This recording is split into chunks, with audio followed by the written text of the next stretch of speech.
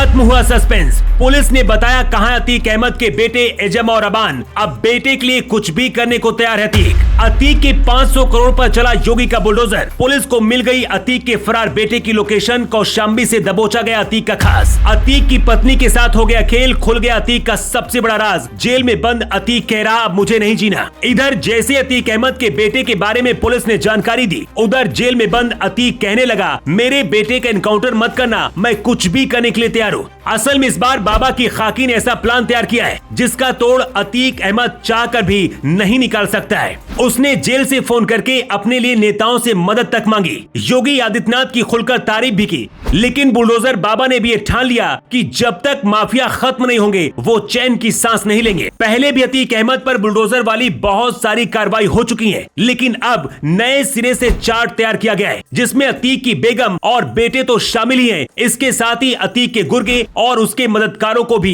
इस लिस्ट में रखा गया है। योगी की टेबल पर ये फाइल पहुंच चुकी है और वहां से ओके भी हो गया है, यानी जेल में बंद अतीक अहमद पर अब तक की सबसे बड़ी कार्रवाई हो सकती है। इसके लिए पुलिस ने अपना दांव भी चल दिया है और उमेश पाल हत्याकांड जो 24 फरवरी को हुआ था, उसी के बाद से फरार चल रहे अतीक के दोनों नाबालिग बेटे कहां हैं, इसके बारे में कोर्ट में जानकारी दे दी गई है। अतीक अहमद की पत्नी ने कोर्ट में गुहार लगाई थी कि उनके दोनों बेटों को पुलिस अपने साथ लेकर चली गई है और उनकी जान को खतरा भी है, लेकिन जब उसका खुद नाम हिट लिस्ट में शामिल कर दिया गया और मोस्ट वांटेड घोषित कर दिया गया, तब वो भी फरार हो गई। अतीक अहमद का पूरा परिवार अब तक यही कहता आया है कि वो निर्दोष है, लेकिन फरार होने का मतलब ही होता है दोषी होना। उमेश पाल हत्याकांड के अब तक 2 दोषियों को अंजाम तक पहुंचाया जा चुका है, जबकि अतीक अहमद का बेटा असद और उसके दूसरे कई साथी अभी भी फरार चल रहे हैं। पुलिस दिन रात एक करके उनकी तलाश में जुटी है, लेकिन कोई सुराग नहीं मिल रहा है। मीडिया रिपोर्ट्स की माने तो अतीक अहमद का बेटा नेपाल में छिपा हो सकता है। इसके अलावा नेपाल से वो और कहीं भी जा सकता है क्योंकि उसके पास पासपोर्ट भी है। खबरों के मुताबिक पुलिस की कुछ टीमों को नेपाल में भी आरोपियों की तलाश में लगाया गया है। इसके अलावा करीब 150 पुलिस वाले अतीक अहमद के बेटे और उमेश पाल हत्याकांड के बाकी आरोपियों के पीछे पड़े हुए हैं, लेकिन पुलिस का ध्यान अतीक अहमद की पत्नी शाइस्ता परवीन को भी पकड़ने पर है। उनका एक वीडियो सोशल मीडिया पर तेजी से वायरल हो रहा है जिसमें वो डोर टू डोर प्रचार करती दिखाई दे रही है। इस वीडियो में उनके साथ शूटर अरमान भी दिख रहा था।